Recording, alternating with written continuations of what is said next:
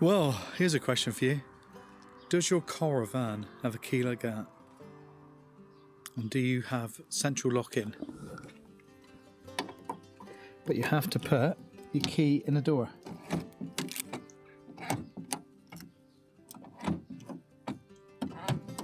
Would you really like remote central lock-in? It's expensive, isn't it? No, I think I've got the solution. We're Mark and V, and this is our adventures. First of all, have a look at this. This is the Hawk car alarm, but what it also comes with is a key fob that gives you remote central lock-in. Today we're going to install it and going to convert our van, but this could be any car or van that's not got remote central lock-in to remote central lock-in. So first of all, I'm going to unbox it, show you what we got, and once we've done that, then we're going to go about fitting it. It looks pretty simple, and I'm sure you're going to enjoy it all the way through. So stay with us, and by the end of it, we'll have remote central lock-in, and you'll know how to do it. Okay, so here we are. Here's the box, and let's open it up and see what we got.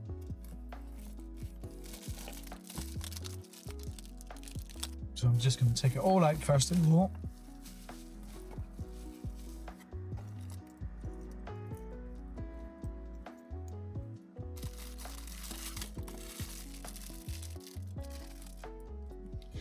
Okay, we got it all laid out. So the first thing, the most important thing, is we have two remote key fobs. Now they're not the most prettiest of things, are they? That, you know, compared to modern cars, but they look substantial, and I think they'll be absolutely fine. We have the brains of the unit. This is the actual alarm control box. It'll be hidden somewhere. Well, I say hidden. That'll be placed somewhere under the dash. I think hidden is an extreme word, really. We're going for remote central lock, and we're not too worried about the alarm, but the alarm is an absolute bonus.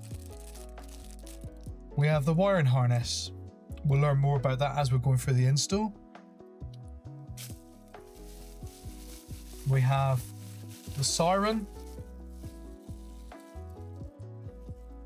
We'll decide where we're going to put that.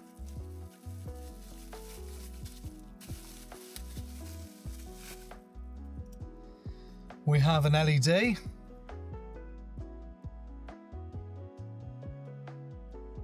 To let people know we've actually got an alarm on the system. That looks like a bulb connector. So we'll have to find out what that's for. I'm not really sure what it's for. Oh, it could be. Actually, that's a relay connector. So I think that's for the immobilizer. Will we use an immobilizer? I'm not sure at the present moment. And the last package, let's open them up.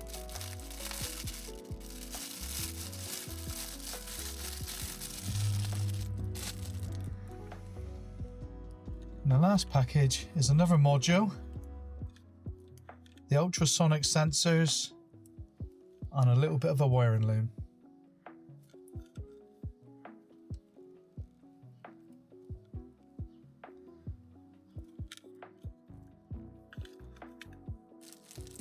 Oh, and some sticky pads as well. We'll probably screw everything in though, because it's always a little bit more secure then on it. And heat doesn't have an effect. And last but not least, over here we have an actual certificate of guarantee for the alarm, a user manual, and an installation manual, which no doubt we will go through in far more detail, but as you can see there, it's quite clearly laid out in there.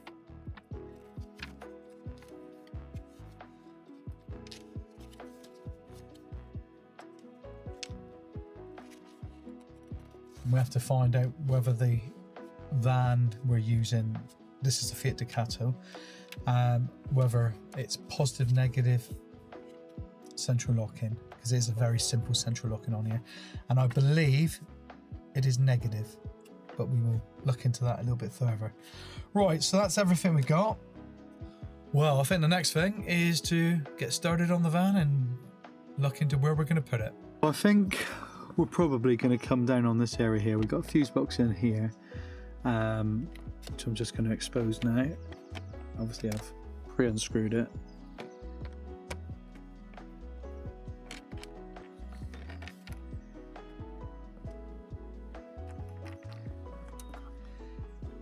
And in here you can see we've got a fuse box and some wiring. But I think, if I'm honest, I think we're going to have to delve a little bit deeper, so I might have to pull some more panels off. I was going to take all this panel out initially, and I looked and there was this lower panel. I looked and there was this lower panel sat down here, and that's exposed all the wiring. So I think that's what I'm going to go with. Now the next thing I'm going to work out is, do I take power directly from the battery, because I'm going to have a constant feed, or do I go behind the stereo and pull it up that way? Or is there a wire somewhere in here I can use? So I'm going to have a little bit of an investigation now and see what's available, and then once I've made a decision, we'll get the live and earth to power up the unit, and then we'll go on from there.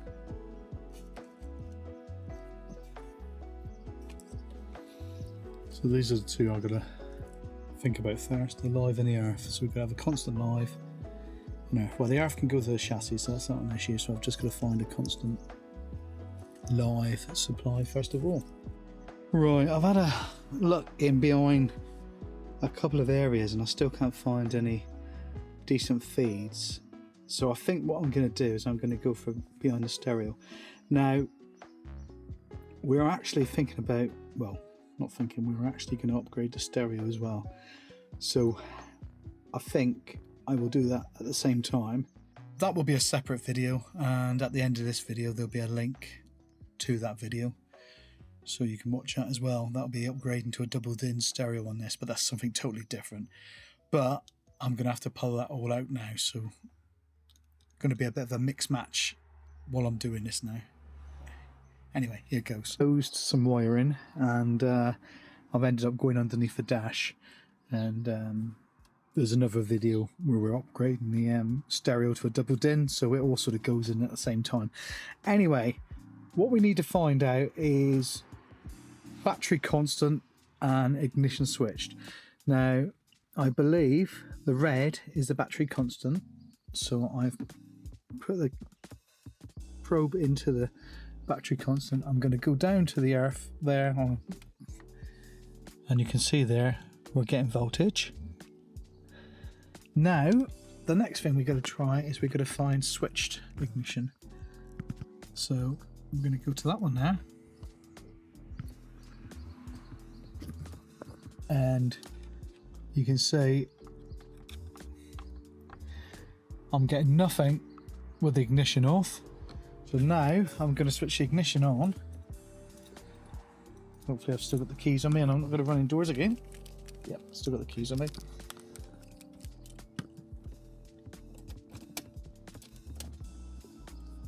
So turn the ignition on and just plug everything back in again. So that's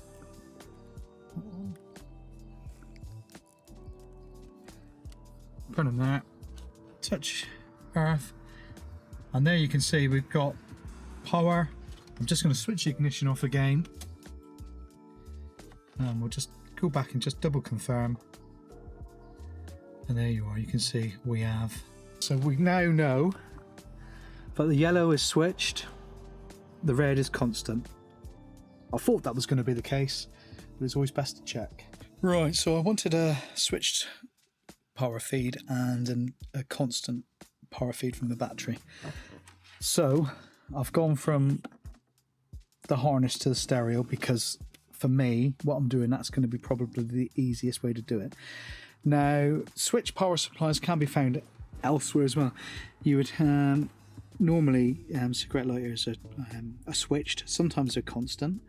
You could go directly to the battery through the housing and do it that way. But for me, I think this is probably the best way. So what I've done is I've taken it down through, It's not the easiest route. And I've gone down through there. I think you can just about see the wires there. They go up around and they're gonna, well, there they appear there. So that gives me switched ignition feed and live feed on the right hand side. What we're going to use is these new connectors I bought. I'm just going to try and show you. Now this one just clips onto the existing lead. You can see that one there. And then when you've clipped that one on, like that, this one then, with the new wire, plugs in there. So that looks quite tidy, doesn't it? I saw something, I had something very, very similar. Dropped it then. I had something very, very similar when I did a stereo upgrade on the T5 Sandhurst.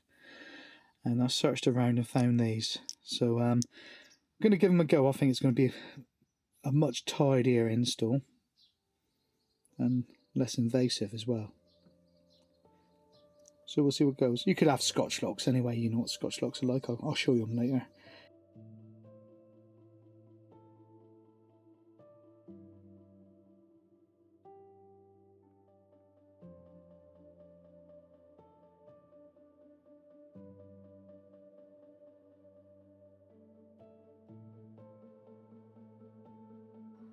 Just for tidiness, always looks better, I think.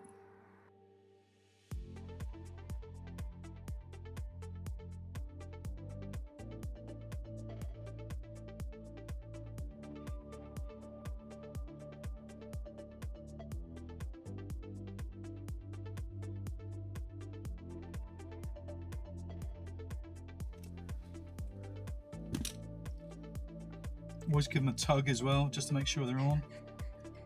I have had occasions where I thought I've done it up and before I crimped it and it's not been there.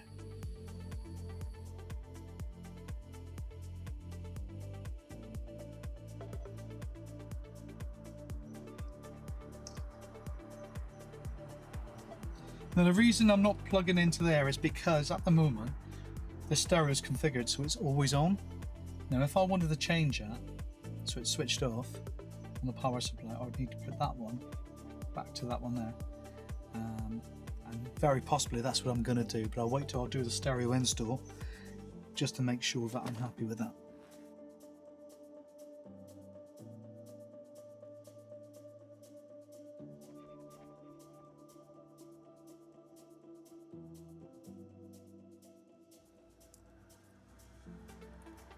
Oh, it is. I think you just got to be a little tiny bit delicate with it. Yeah, that's it now. So let's just make sure that's totally home. I'm going to bring the camera in a little bit closer so you can see that. That is a connection.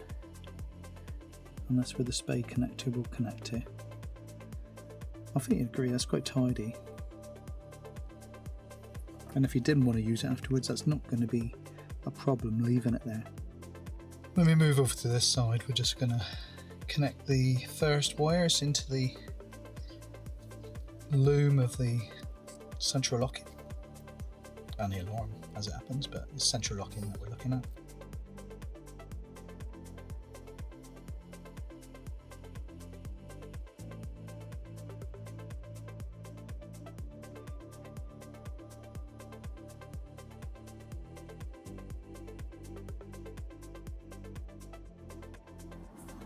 And I think there's a nice earth down there, so what we'll do is we'll put a ring terminal on the end of this one, and then just in there there's a bolt going into the main part of the steel work on the dashboard, and that will obviously go back to earth. So that's what we'll do next, put a ring terminal on this one.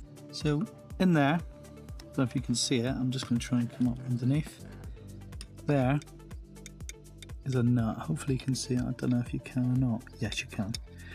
That nut there is where I'm just gonna take that one out, and I'm gonna put the ring terminal that I've already made, and I'm going to put it in there. Now obviously you've got to think about the routing of your wiring as well, because we're already coming into this top piece. Don't make the mistake of connecting something and then finding that you've gone the wrong way. So just come down through there first. Try and go as neat and tidy as well with the wiring. That's it there. nothing worse than coming back to something later and you got wires tangled up everywhere. So we're just going to pull that down. And yes, it looks a bit of a mess at the moment. It always does. But everything's going to look worse before it gets better, isn't it?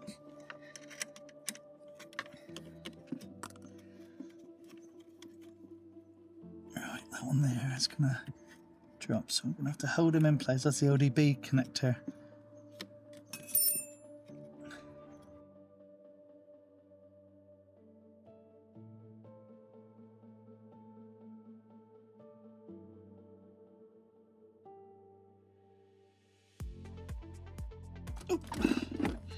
One of the biggest problems when you're doing stuff like this is the tools get in the way. You've got tools everywhere. And I'm just sat on something now. It's not the most comfortable. And there you are. Classic mistake. What have I done? I've come around. I'm telling you not to do it, and I just did it. So there we are. Hell of an easy to do. It's not hard to rectify, but if you've done it all up before you realised, it can be annoying. Right, there we are.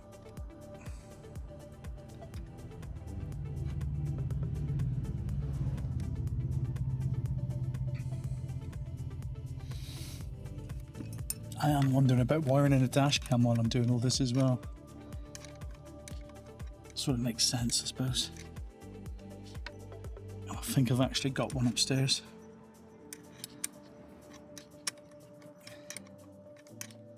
In fact, I think I've got a Road Angel dash cam that I took out of the Passat. So if I have, I might, while everything's just exposed, it'd be so much easier to do it rather than doing it a second time. And when you're doing, you know, if you're doing jobs like this, think about it. Think about what else you might want to do at the same time, you know, when you've got everything out. Because while it's all exposed, you can do so many more, you know, if you've got to run things back to the fuse box or whatever, it just makes it all that much easier.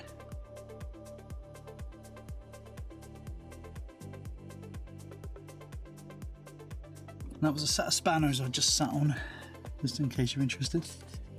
Probably not. And there you are, that cable we've got there nice and tidy now.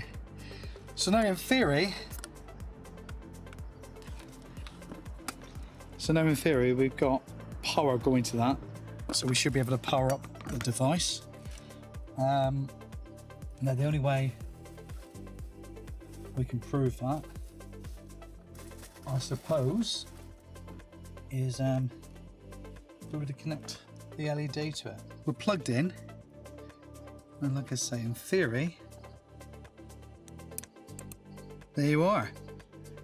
So the alarm's flashing,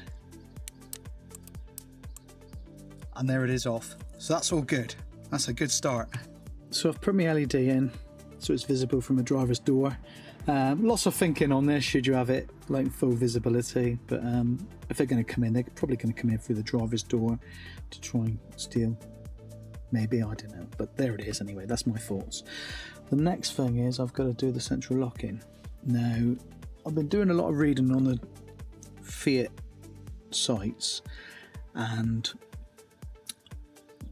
this Fiat Ducato is a negative lock-in van, and this is the loom that does the wiring, and it's the blue and white and the green and white wires there that are the wires that connect to the loom, and I've just got to work out now how we connect it all up. Right, so I'm looking on the diagram now. I've just put it on my phone to blow it up a little bit more. You can see that, sorry about the tractor, you can see I need to take pin 12 and pin 15 to earth. That's yellow and yellow and black. Now there you can see I've taken pin 12 and pin 15 and that's my earth lead coming in. So what I'm going to do now is I'm just going to splice them in with the same sort of connector as I used earlier. So we'll just get that done. So there we are, that's our 2 wires connected. Now we'll move on to the next part, which is connecting these 2 wires here. I'm having a little bit of a problem here with trying to get this central lock-in to work, and it's because the information I was given was wrong. It's the green and white opens, so I go into this, short that one out, so that locks on the green and white, and that unlocks on the purple and green. So if you've got a Fiat Ducato, that's what it is, alright? So unlock on the green and white, lock on the purple and green. That's why it wasn't working for me. So I've just wasted about half an hour trying to make that work, and I can understand why, and now I do. We're starting to get somewhere now. On the remote, lock.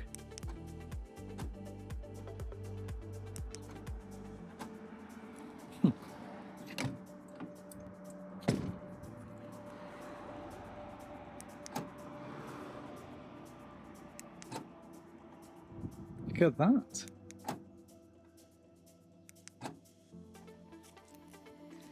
But we haven't got hazards yet. Well, the next part of the conundrum is we've got to connect to the indicators. So these 2 wires here, I've got to connect one to the left and one to the right side. Now what I've done is I've fed a wire. I managed to find a way through the bulkhead. As you can see there, I've managed to up in there. I'm going through that grommet from the bulkhead, and then I'm going to feed 2 wires back. One will come this side, and then one will go the other side. I've got to work out the best route really, and underneath there are some cables in places, but there's also the workings for the windscreen wipers as well, which I do not want to get tangled into. If we go back a bit further, there is a cable run. So I'll just bring the camera down a bit. There is a cable run that goes right across the back of the engine bay. So I think that's what I'm going to do, and I'm probably going to shield this cable as well. So that's the next thing. We're going to feed some cable through. I'm going to have a different colour because I want to make sure I know what it is. So we're going to use blue, and I think what we'll do is we'll work at the length from outside what we need, and then bring it through. You can see it there. It's gone through. It goes right up around the back of the engine bay, up underneath there, following another cable route, and ends up there. We're going to now pull it through there, and that will come back into the fan. And then what I'm doing exactly the same as before. I'm just tapping off, and that will be the hazards connected for flashing. So we've wired in the hazard lights now, or the indicators, and the van is open. So if we lock it, 1 flash, unlock it, 2 flashes. However, when you look at it there, it doesn't look like you are, does it? That looks terrible. But we're moving forward, I'm sure of it. Right, the next bit is to take, we got the ignition live that came from the back of the stereo, if you remember, we did that earlier. And now we need to connect that to the ignition wire on the loom. So that's the next thing we're going to do. So I'll just join all that up. Well, I'm drawn to a close now because I've been at this all day. It's nearly 7:30, and there's more to do, but I'm at a pretty good point. I've got the siren working, hazards working. Now if I come around here a bit, you can see the hazards. So in that respect, it's all doing pretty well. Now, I'm out of the siren there. I've got the wiring to tidy up yet. I'm not quite sure how I'm going to do that yet. I think I'm going to put some armour and cabling on that or something. So just sort that out. And the earth wire there needs a little bit of armour cabling. but it's all going pretty well. The only thing I can't suss out at the moment is the windows. No, I didn't do that by my hand. It just keeps on doing that. There's a setting I've got to. It auto locks after so many seconds. So I need to suss that out, because that's annoying, and I don't want it to auto lock. So what I'm going to do now is I'm just going to disconnect it.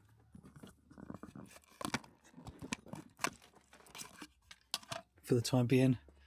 It's a little bit more I'm going to do. I mean, look at it. There's craziness in here. I've got to put the it's got to have the sensors put up there, yeah. So I've got to remove all this. The headline is going to come out, because I'm going to recover the headlining. I'm going to do it in suede and do these A-pillars in suede as well. And I will probably, I don't know if I'll get round to it this week, but do them as well. So all the front cab bit will be done in suede, not too dissimilar to what I did in the Sandhurst. And I'm hoping to take that suede effect back into the van as well, with some touches, but that'll be at a later stage. So that's where we are at the moment. Really has been quite a hard day. But saying that, you know, we've achieved something. We've also there'll be obviously another video, but I've got a Android Auto doubled-in unit coming for there. So we've got a plate that changes that. You saw the postman delivered that this morning. So we'll be doing that as well. But I'm really pleased. Got a few things to do tomorrow before I set about it again, but I'll probably hit on this later in the afternoon. And we're off to Dubs in the Middle on Wednesday, so I've got to get it finished. But I'm sure it will. It's not. It looks worse than it actually is. Once you start putting everything back, it goes back pretty quickly. The headline and everything, it'll take a little bit of time to do, but it's not too hard to do. So I'm quite confident this will all be done. Anyway, that's it for this now. It's a Friday night, so I think I deserve a beer. I don't know what you think. I think I deserve a like as well. So, you know, if you so far enjoyed this video, give us a thumbs up. And like I say, you know, if you want to see more of what we're doing, subscribe to the channel and say hi down below. You know, comment. You know, I try to answer every single one of you that comments, and if you've got questions on what we're doing, questions about this alarm, what I think of it, anything, you know, you see me other videos, just give us a shout and, you know, do it. Anyway, we'll catch up again tomorrow. Well, here we are, and it's the next day, and it's raining. Surprise, surprise. Now, one of the next things that's going to be annoying is the alarm auto rearms itself after so many seconds. But I've had a little look around on the internet, and if we link pins 3 and pins 9 together, that will stop that happening. So that is, I've just found them. I'm just going to find them again. Pins 3 and pin 9. So I'm going to join these two together, and that should stop that happening. So I've just connected them, as you can see there. Just done that. So now, proof of the pudding, isn't it? So we're just going to connect that one in.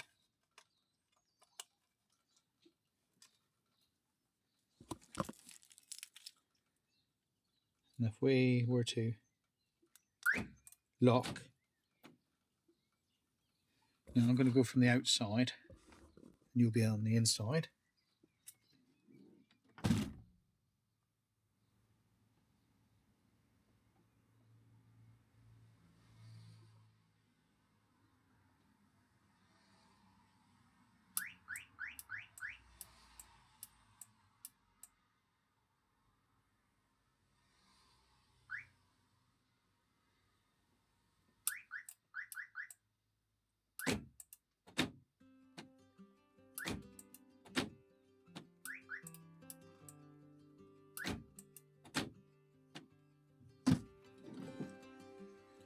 No, that doesn't seem to be working. No, I'm a bit intrigued. There's definitely pin 3 and pin 9. We'll try it one more time.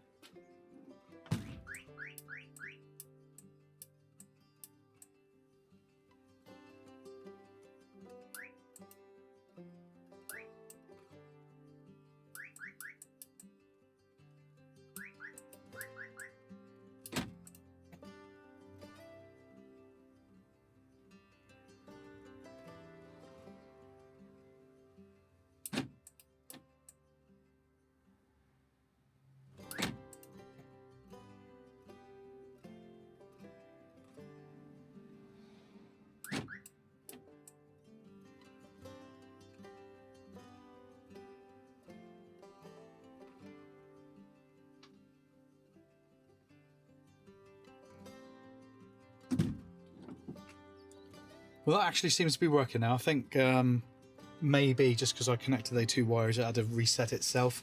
I'm not really sure. We'll check that over the next day or so. But previous to this, every time I did something, it was rearming itself, and it's definitely not rearming itself now, because it was even doing it with the door open.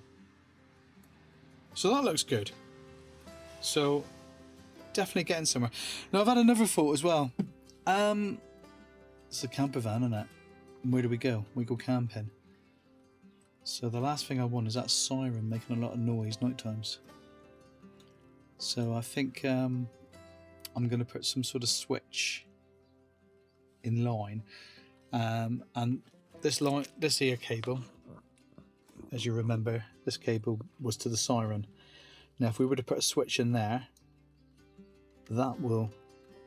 I'll be able to switch the siren off when I'm on campsites, which I think would be a good idea. So I'm going to do that. Don't need to hide it, because you don't need to hide anything there. So I've got a nice area there, so I think that's where we'll put the siren switch, so I can switch the siren off and on. All these little bits and pieces, eh? Yeah. Anyway, we're getting there. And the rain stopped. Sort of, at the end of the night. You know, I don't know what time it is now. It's about 6 o'clock and it's a Saturday night, so we won't be carrying on much longer. Well, good morning, we're back, and it's the 3rd day of working on this van. This is where we left it last night. I think the total closure, I think the central lock-in, the remote central lock-in is all but done now. I want to put a switch in, like I was telling you, on the alarm wire, which is that one there, just to switch it off on campsites. But once that's done, I think we're there. We've did that loop last night, didn't we? So it doesn't rearm, and that's that sort of finished. We're also doing the headlining. That's a separate video, so I'm going to carry on with that in a minute. And we're going to do the A-pillars as well, but we're going to have to do the A-pillars in place, and I'm not really looking forward to that. So that's going to be interesting. That'll be in the headlining video. So if you want to watch that, there'll be a link at the end of the video, so you can see that. What else are we going to do? The stereo arrived last night, so going to have a new stereo going in. That'll be a totally separate video, because that's a whole different ball game. That we got a dash cam going in. I'm going to do it as part of the alarm, because we'll wire that in, and that's going to be wired into the fuse panel down here, so we'll do all that at the same time. Okay, while we've got all the roof exposed, we've got to think about the sensors as well for the ultrasonic side of things. These little beauties here. Now, they both got lengths of cable, then they plug into this box here, and then this box in turn through this loom plugs into the alarm module.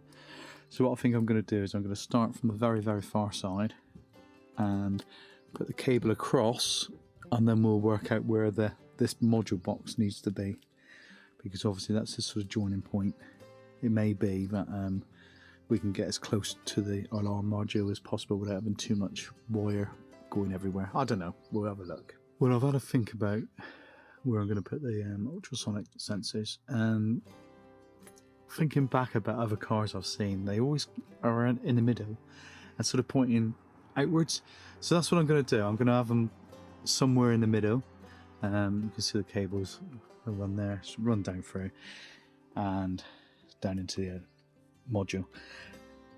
Now the next task is really to start sorting out this wiring, but I got one run left to do, and I don't know if I should do that before I do everything else. I think I will. It's this next one is going to be to put the USB in for the that one there. That's the USB lead for the dash cam. Now we've got a fuse box down here, and that's where I think I'm gonna put a jump fuse in. So we'll have to find out which one I can use. Now they're all, as you can see, they're all mini fuses. So I'm gonna need a mini fuse jumper, and I think I've got some. So we'll go and see if I've got one of them, and if we have, we'll connect it to this, and then we'll be ready to go. So here we are. There's a mini fuse piggyback. So we'll use that one, and we'll connect it onto this. It's always amusing, isn't it? It's 12 volt. How much thinner that is. Yeah, but it's not taking very much power to the fuse. It's there you are, input 12 volt, and output 5 volt. Maximum of 2 amps. So that will power the dash cam. So what I'm going to do is I'm going to add that one to the power lead, and I'm going to add a bit of extension to the earthing lead with a ring on it, so we can earth that out as well on the chassis like we did earlier with the alarm.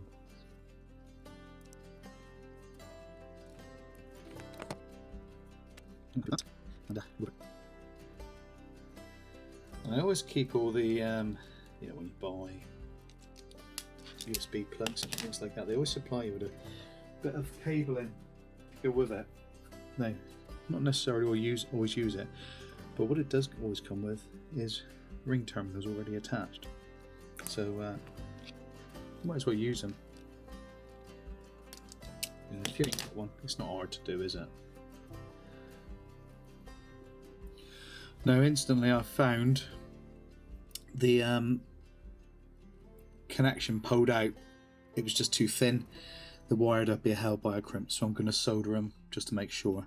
I crimped it as tight as I possibly could, and as I tugged it, it just pulled right out. So always to be safe, because you cut corners now, take 5 minutes more now to do it, but it fails later on. You've got to take everything back out, and it takes you a lot longer.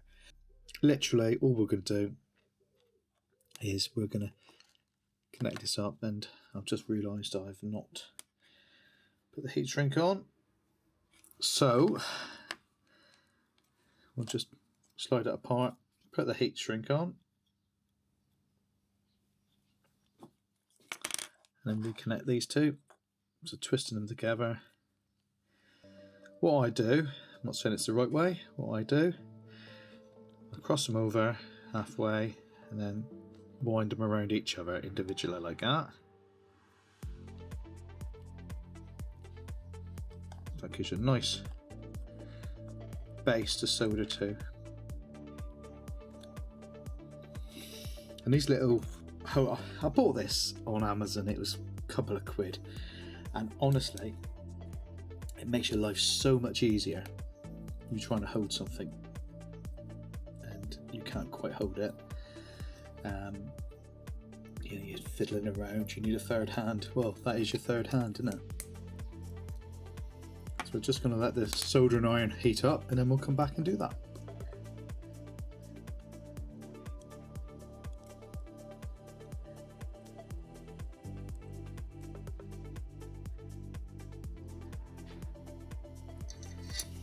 That's one done. We'll do exactly the same with the power as well. See there, that's not coming apart now, is it? So we're going to do exactly the same with this lead. So we've got quite a thick enough cable coming together here, but they'll be fine.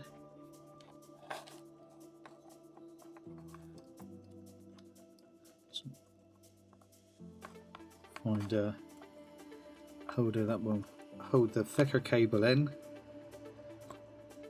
and just feed the thinner cable in to wherever it is. I don't know if you can see that. I'm literally just warm.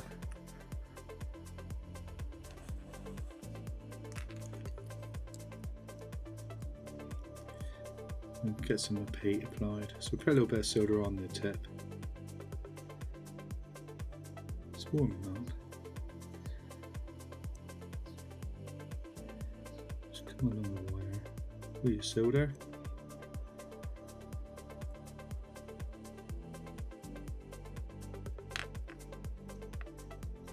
Just make sure the solder's melting into it.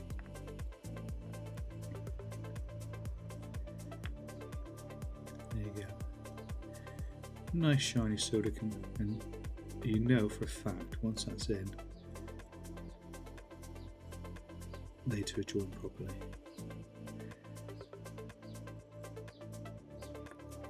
Doesn't have to be the prettiest solder. You're not going to win any prize with that. You just want it to be good and strong. Nobody's going to be marking it for you. And there you are. Then I'll just put the heat shrink on. I'm just going to switch my solder around. So there we are. That's the two done. So you can see that that's nice and strong and hot. Amazingly, that's heat is travelled right down because the heat shrink is shrunk slightly. So we're just going to quickly, before that shrinks anymore, try and get that down.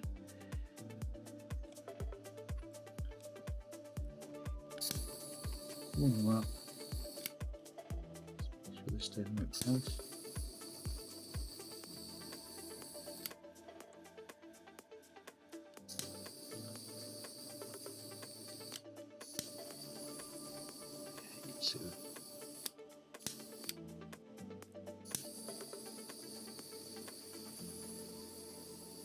Some people think this is an unnecessary process to put a heat shrink on, and they've just put a bit of tape on.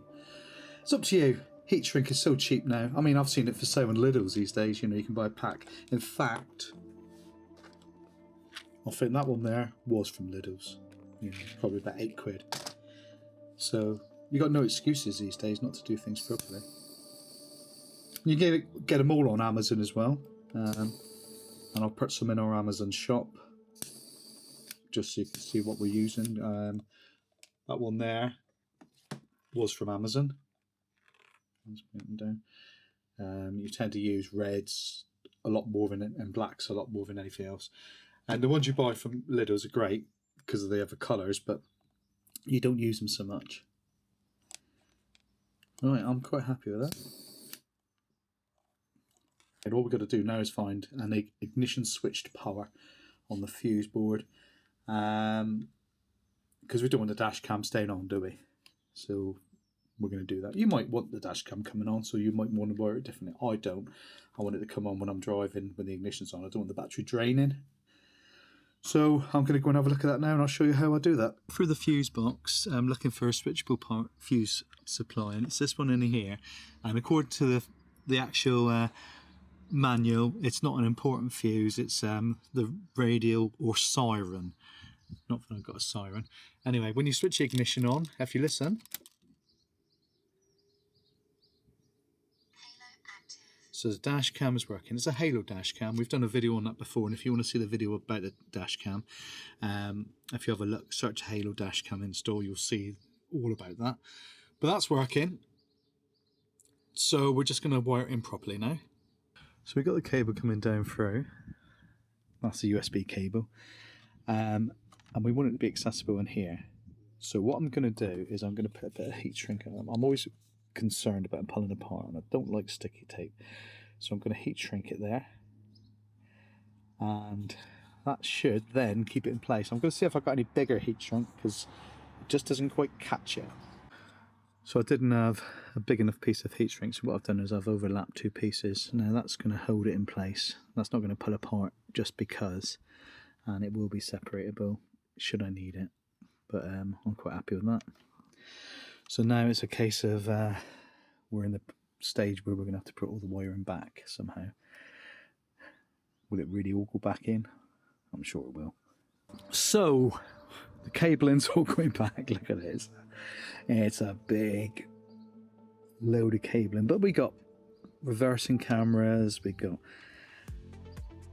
all sorts of bits and pieces going in there, but it's all, I've used some of this hi-fi cable tidy, as you can see there, just to tidy up some of the cabling in there, so that, rather than just having it loose.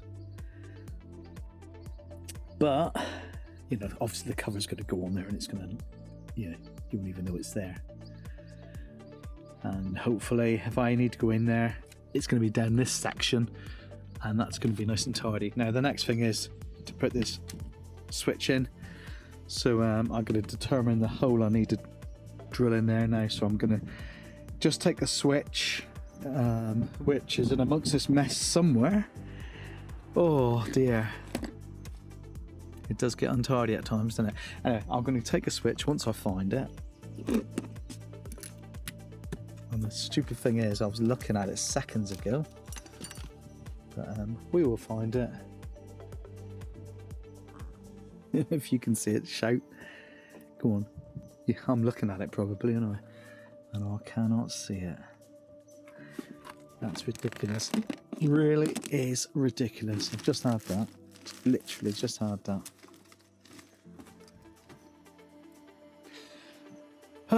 Well, anyway, I'll come back to you when I've found that. Duh. What a fool. And as soon as I turn the camera off, I'll find the switch. Now, this isn't the switch I'm going to actually use at the end. I'm going to use a slightly different one, which I've ordered. I don't need the illuminated light. So I'm just going for a 2-pole switch. Excuse me. But that's the size of the switch that's going in.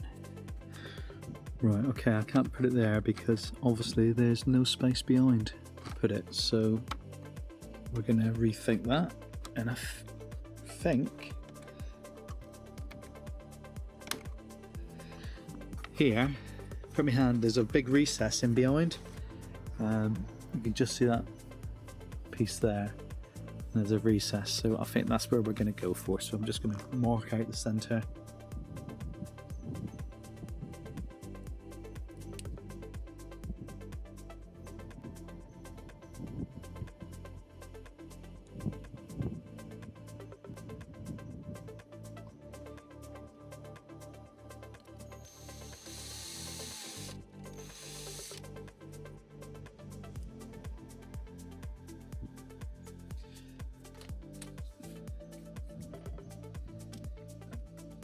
And it looks like I don't have a drill big enough to do this hose, so I'm going to use one of these.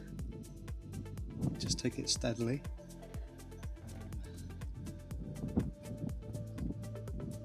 I think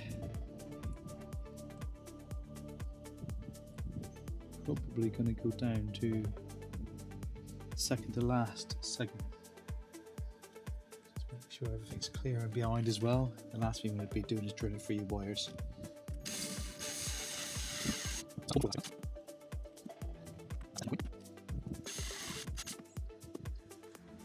That's still on the tight side, so I think it's going to be the last segment. No,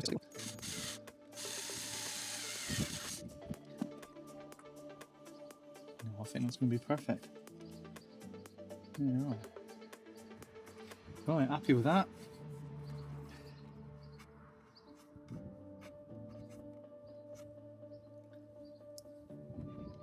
Wires come out there.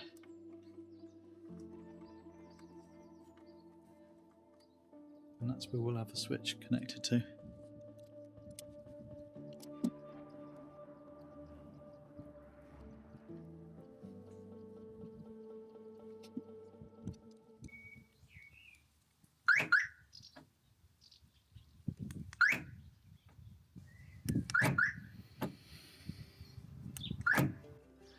Well, there we go. That's the remote central locking installed, and we've been using it now for a couple of weeks, and I can assure you that it is brilliant.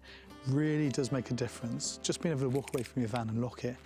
and not have to put your key in the lock in the door every time. It just makes such a difference. And also having this switch as well, to be able to switch on the alarm and switch off the alarm, just makes such an improvement at campsites. You don't have to disturb anybody, which I think is quite important, really. Hopefully this has given you some enthusiasm to do something similar to your vehicle. And if it has, please give the video a thumbs up.